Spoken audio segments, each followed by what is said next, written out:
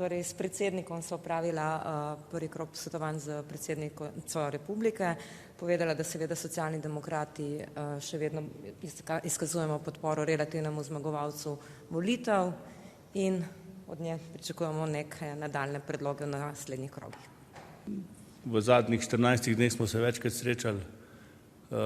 Moj pogled je bil pred 14 dnem podoben, kot je danes.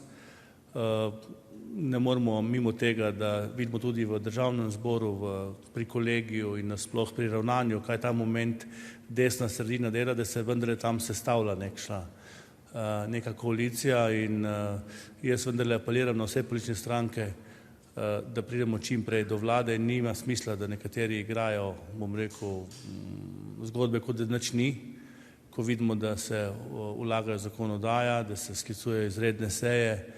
Ampak ja, imamo neke poslovniške roke. Ta moment je tudi naša ocena Socialnih demokratov, da bomo naslednja 4 leta preživeli v opoziciji.